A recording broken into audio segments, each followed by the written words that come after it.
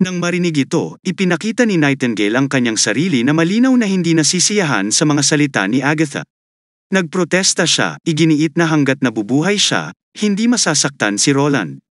Hindi na nakipagtalo pa si Agatha, tumango lang at umaasang mangyayari yon. Pagkatapos ng ilang sandali ng katahimikan, naramdaman pa rin niya ang pangangailangang magkomento na ang pag-angat ni Akira sa posisyon ng pinuno ng nangungunang tatlong upuan ay hindi lamang dahil sa kanyang kakayahan sa pakikipaglaban. Ang mga taktika at katalinuhan ng katumpakan ni Akira ay nakahihigit din sa ibang mga mangkukulam. Tumpak, ang pinakamalakas na mangkukulam sa kasaysayan ay ang nagligtas sa Federation mula sa bingit ng pagbagsak ng maraming beses. Kung wala siya, hindi makakatagal si Takara. Pagkasabi ng lahat ng ito, ang tunay na punto ni Agatha ay ang God Punishment Army, na mataas ang pag-asa ng aktres bilang tagapagligtas ng witch, ay hindi dapat humantong sa ganitong paraan. Pinagpawisan si Roland, iniisip kong iminumungkahi ni Agatha na ang kasalukuyang God Punishment Army, ay maaaring hindi katulad ng 400 taon na ang nakakaraan. Si Agatha mismo ay hindi alam. Pagkatapos ng lahat, ito ay kanyang haka-haka lamang. Inamin niya na ang eksaktong nangyari sa Witch Federation pagkatapos bumagsak si Takara ay malamang na ang simbahan lang ang nakakaalam. Kahit na umalis na siya, si Roland ay nanatiling malalim sa pag-iisip, hindi makaalis doon. Nagtaka siya, totoo bang nilikha ang God Punishment Army para lang makabuo ng mahal at masalimuot na mga makinang pangpatay? Habang malalim ang iniisip ni Roland, ang komunikasyon ni Nightingale, ay biglang nag-activate ang magic seal. Iniulat ni Kidlat na ang kalaban na nakatalaga sa hangganan ay Uma-Atres. Idinagdag ni Maisie na ang kalaban ay pawang tumatakbo sa direksyon ng banal na espiritu. Hindi napigilan ni Nightingale na tumawa, napansin na tila natakot ang kanilang mga kaaway. Ito ay walang alinlangan na magandang balita. Ang mga susunod na hakbang ay upang mapabilis ang paghuhukay ng mga trenches at ilikas ang mga kalapit na gawain ng mga residente. Nag-delegate si Roland kina Axe at Edith. Samantala, sa banal na lungsod ng Hermes sa loob ng Cathedral Sky Tower, natanggap ng 2 arsobispo ang balita at tumahimik. Isang puwersa ng 1300, kabilang ang 300 na mga mandirigma ng God Punishment, ay nabigong sumulong. Ang pinuno ng operasyong ito ay isang bihasang kabalyero sa paghusga, na nanalo ng daan-daang laban at kalaunan ay tumaas sa posisyon ng arsobispo. Ang ganitong mga pagkalugi ay hindi maisip, kahit na sila ay nakaharap sa mga demonyo, hindi sila dapat magdusa ng ganoon kataas na casualty. Dumating ang isang judgment soldier upang iulat na buhay ang arsobispo. Pagkapasok sa silid, tanging sigawan ang naririnig ng 2 arsobispo na humihiling na makita kaagad si Pope Maine. Ang isa sa kanila ay humiling lamang na huminahon at ipaliwanag kung ano ang nangyari. Ipinahayag ni Soli na ang lahat ay isang bitag. Nanginginig habang inaalala ang mga baril ni Roland, iginiit na kailangan niyang ipaalam kaagad kay Maine. Bahagyang nagtaas ng boses si Arsobispo Elf, pinaghihinalaan na nagsisikap lamang na umiwas. Sinasabi lamang na nagsisikap na sugpuin ang balita ng kanilang pagkatalo. Magsasalita pa sana si Taylor, bumukas ang pinto sa likod nila. Pumasok si Zero, ipinaalam sa kanila na nais lamang ng Papa na makita si Soli. Sinuportahan ng 2 judgment soldier, ang mga sundalo ay nagpunta lamang sa lihim na silid. Bagamat gustong sumunod ng ibang mga arsobispo, pinigilan sila ng Zero. Ipinaliwanag ni Zero na nababahala lamang ang Papa tungkol sa posibleng pagtagas ng mga sikreto ng God's Punishment Army. Nalilitong itinanong ng 2 arsobispo kung anong mga sikreto ang tinutukoy niya. Nang walang elaborasyon, ngumiti lang si Zero, tumalikod at umalis. Habang nakaupo lamang sa isang wheelchair ay tinanong ni Zero kung paano niya nilayo na ipaliwanag ang kabiguan na ito. Inamin ni Soli na ang pagkatalo ay dahil sa kanyang sariling kapabayaan.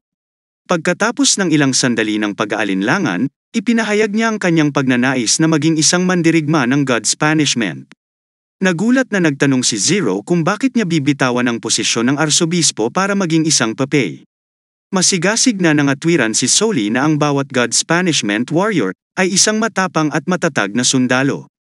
Binitawan ni Soli na ang mga namatay sa larangan ng digmaan, na nagdulot ng hindi masusukat na pagkawala sa mga simbahan. Naniniwala siya na ang pinakamahusay na paraan upang mabayaran ay ang pagsali sa kanilang hanay at pagbawi sa kanyang mga pagkakamali. Kumalakhak si Zero at sinabi kay Soli na malamang na hindi tatanggapin ng Papa ang kanyang kahilingan.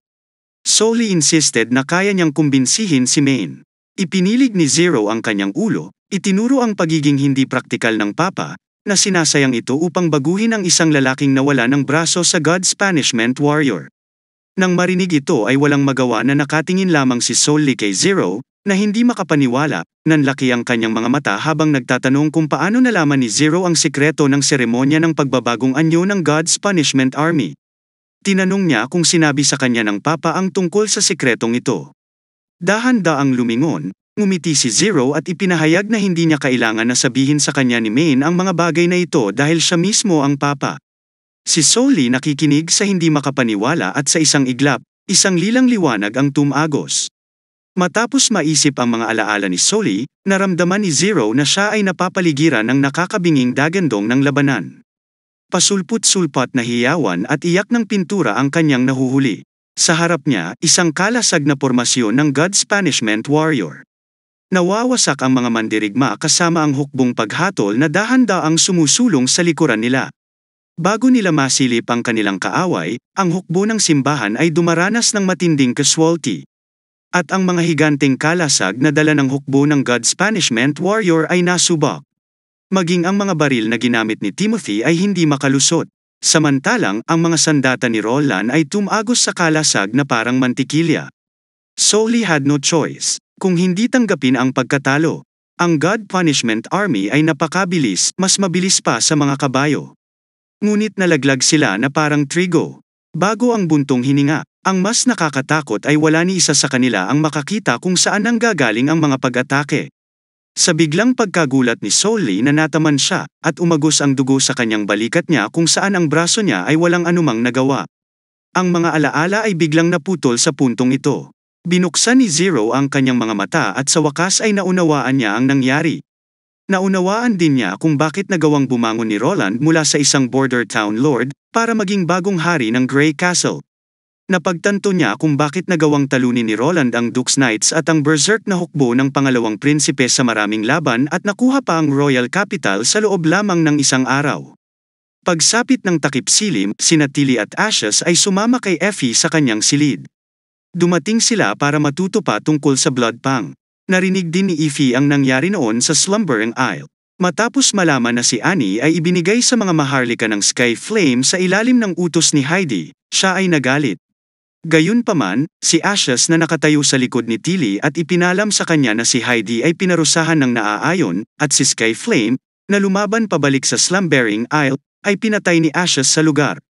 Ang mahigpit na nakakuyom mga kamao ni Effie, ay unti-unting lumuwag, at bigla siyang nakaramdam ng walang mahanap ng kanyang paghihiganti. Ano ang susunod niyang gagawin? Isang mabilis na pagkagambala. Sa kabila na ang lahat ani na nakita natin dati ay hindi ang totoong ani. Ito ay ang ilusyon na nilikha ni Shadow gamit ang kanyang kakayahan. Naayos na ang lahat pagkatapos makuha ni Tilly ang sikretong sulat mula kay Roland. Gusto nilang makita kung may tinatago nga ba si Heidi. Walang nakakaalam sa totoong kinaroroonan ni Annie ngayon. Balik sa kwento, si Tilly ay humakbang pasulong, hinawakan nito ang kanyang kamay, at ipinahayag ang kanyang pag-asa na kung makakatulong si Effie sa Slumbering Isle na matunton ang landas. Dahil ang mga natitirang miyembro ng Bloodfang ay nalinlang din ni Heidi tulad ni Effie. Nang walang pag-aalinlangan, tumango si Effie, pumayag na tutulungan si Tilly. Mukhang nagulat si Tilly na mabilis siyang pumayag. Paano ito magagawa ni Effie? Ito ay talagang medyo simple. Kailangan lang niyang kausapin ang iba pang miyembro ng Bloodfang Association tungkol sa kwento nila ni Annie. Isa sa publiko ni Tilly sa lahat ang mga krimen ni Heidi. Kapag ang simbahan ay ganap na natanggal, si Tilly ay magpapadala ng mga tao sa Kingdom of Wolf Art upang hanapin ang mga mangkukulam na ikinulong ng mga maharlika. Kung nabubuhay pa sila, si Roland ang mananagot sa pagliligtas sa kanila.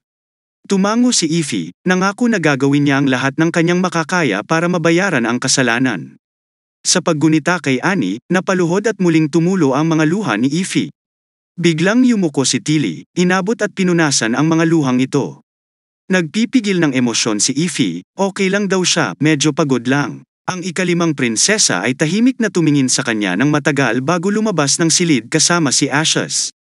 Samantala, nakaupo si Roland sa kanyang mesa, binabasa ang mga ulat mula sa mga frontline. Ang mahabang oras ng trabaho kamakailan ay nagdulot sa kanya ng pagkahilo at ang kanyang paningin ay lumabo dahil sa mga ilaw ng kandila. Walang shower o kuryente dito. Ang lahat ay lubhang hindi maginhawa. Ibinaba ni Roland ang ulat, na nagbabalak na kuskusin ang kanyang mga mata nang biglang ang isang pares ng malambot at hindi nakikitang mga kamay ay umabot sa kanyang noo at nagsimulang dahan-daang imasahe ang kanyang mga ulo. Isang personal na gwardya ang kumatok sa pinto para iulat na may isang babae na gustong makita si Roland. Bagaman pinigilan siya ng mga gwardya, ang babae ay lumuhad sa lupa at tumanggi na umalis. Binanggit ng gwardya na 2 beses niyang nakita ang babae sa loob ng isang araw, at inaangkin niya na si Mrs. Wimbledon. Halos mabulunan si Roland sa kanyang tsaa nang marinig ito. Alam niyang hindi pa nakapunta sa Northern Territory ang dating 4th Prince. Kaya paano siya magkakaroon ng asawa dito? Nararamdaman ang emosyon ni Nightingale. Umubo siya ng 2 beses at saka inutusan ng gwardya na ipasok ang babae. Napakabata ng babae, ngunit madumi ang mahabang damit nito. She curtsied at ipinakilala ang sarili bilang Livia. Tinanong siya ni Roland kung bakit niya inaangkin na siya si Mrs. Wimbledon. Siya ay tumugon na siya ay tunay na umibig sa kapatid ni Roland. Ang taong tinutukoy niya ay ang panganay na kapatid ni Roland, ang yumaong unang Prinsipe Gerald. Naluluha ang mga mata ni Livia habang nakaluhod sa lupa. Sinabi ni Livia na dati nang may ambisyon si Gerald sa trono pero patay na si Gerald. Nagmamakaawa kay Roland na tulungan siya. Tahimik na nakinig si Roland, nag-iisip kung paano tutugan sa pakiusap ng Livia. Matamang nakinig si Roland sa babaeng nasa harapan niya, nagtatanong kung anong klaseng tulong ang kailangan niya mula sa kanya. Matapos marinig ang kwento ni Livia, hindi niya maiwasang makaramdam ng matinding empatiya. Si Gerald, bilang commander ng Border Army, ay bibisita sa Northern Territory bawat taon upang tulungan ang simbahan sa paglaban sa mga buwan ng mga demonyo. At isa sa mga paglalakbay na ito, nakilala niya si Livia, isang batang babae sa tavern, at ang dalawa ay hindi inaasahang nagmahalan. Siyempre, dahil sa katayuan sa lipunan ni Livia, hindi sila nagdaos ng isang opisyal na kasal, ngunit gumugol sila ng ilang masasayang pagkakataon na magkasama. Pagkamatay ni Gerald, napilitan siyang bumalik sa kanyang tungkulin bilang isang tavern girl. Ang may-ari ng tavern ay labis na hindi nasisiyahan sa kanyang biglaang pag-alis noon, at kamakailan ay sinubukan pa siyang pilitin siya sa isang pagtataksil. Lumuhad si Lydia sa lupa, taimtim, nagmamakaawa kay Roland na tulungan siyang umalis sa tavern. Likas na magkaaway si Roland at si Gerald. Wala silang pagkakataon ni Gerald na pag-usapan ang anumang bagay. Binubuli siya ni Gerald mula pa noong mga bata pa sila at maaaring tawaging magkaaway ang isa't isa hanggang sa lumaki. Gayunpaman, naalala ni Roland na si Gerald ay tila hindi kailanman nasangkot sa anumang mga iskandalo o nagkaroon ng anumang mga nobya kahit noon pa. Tahimik ding sinabi ni Nightingale kay Roland na lahat ng sinasabi ng babae ay totoo. Nagpasya siyang tumulong kay Livia. Tunay na kapuri-puri ang isang babae na kayang tiisin ang mga paghihirap at metigang naghihintay ng pagkakataong iligtas ang sarili. Inanyayahan niya si Livia na lumipat sa Western Territory, na nangangakong bibigyan siya ng pagkain, tirahan at trabaho. Gayunpaman, nag-alinlangan ang babae, at pagkatapos ay ipinahayag sa mas mahinang boses ang kanyang pagnanais na huwag umalis sa Northern Territory. Bumulong si Nightingale sa tenga ni Roland, na nagmumungkahi na maaaring nag-aalala si Livia na may lihim na motibo si Roland. Sa mga ordinaryong tao, ang hitsura ni Livia ay may kukumpara man lang sa kalahati ng kagandahan ni Edith, na maaaring magpaliwanag kung bakit sinubukan siyang pilitin ng may-ari ng tavern. Tumayo si Roland at sinabi kay Livia na ipapaalam niya kay Kelvin para ayusin ang sinumang maghahatid sa kanya sa kalapit na lungsod. Lumuhad muli si Lydia, ipinahayag ang kanyang pasasalamat sa kabaitan ni Roland. Bago siya umalis, mahina niyang binanggit na kailangan niyang umuwi sa araw na ito at hindi maaaring manatili sa kastilyo. Bumantong hininga si Roland, napagtanto na mayroon pa ring hindi pagkakaunawa si Livia tungkol sa kanya, ngunit hindi na siya nagsalita pa, inutusan lang ang kanyang personal na gwardya na samahan siya pabalik. Pagdating ni Livia sa pinto, biglang nagtanong si Roland kung may anak na sila ni Gerald. Nagulat si Lydia. Natigilan siya saglit bago tumalikod para sumagot, wala raw siyang naibigay kay Gerald. Matapos umalis ang personal na gwardya kasama niya, ipinahayag ni Nightingale ang kanyang sarili na nagsasabi na nagsisinungaling si Livia sa kanyang mga huling pangungusap. Napansin din ito ni Roland, ang pagkaunawa na si Libya ay pinipilit ng may-ari ng tavern ay marahil ay dahil sa kanyang anak.